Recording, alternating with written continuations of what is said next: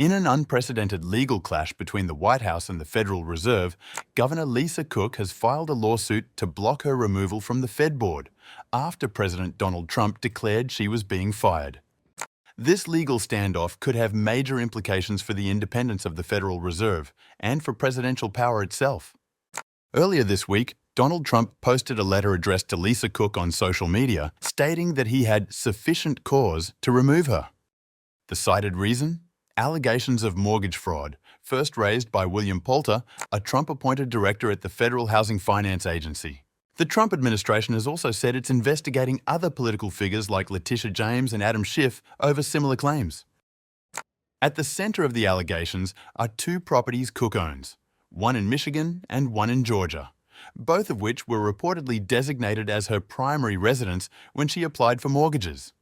Mortgage fraud laws are complex, but generally, claiming more than one primary residence could be seen as misleading lenders to secure better rates. But here's the catch. The transactions occurred before Cook joined the Fed and were public knowledge during her confirmation process. Now Cook is fighting back. In a 24-page lawsuit filed in Washington, D.C., Cook accuses Trump of using the allegations as pretext to remove her and open up a seat on the Fed board for a loyalist. Her legal team argues that Trump's actions violate federal laws designed to protect the Fed from political interference, and that unproven allegations, even if true, do not amount to cause for dismissal. And here's where it gets murky. The law that governs the Federal Reserve Board says that members can only be removed for cause, but it doesn't define what cause means.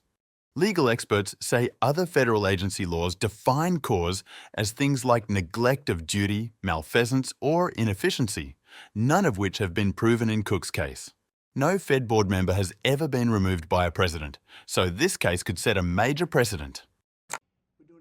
Trump's legal team may argue that any limits on presidential power to remove officials, even Fed governors, violate the Constitution.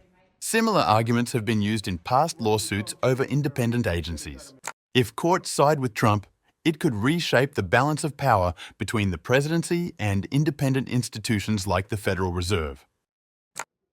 For now, Lisa Cook remains on the board, and her lawsuit is waiting to be assigned a judge. The Justice Department says it plans to investigate the allegations, but Cook has not been charged with any wrongdoing. As this case moves forward, the outcome could reshape how secure Fed officials are from political retaliation and how far a president's power really goes.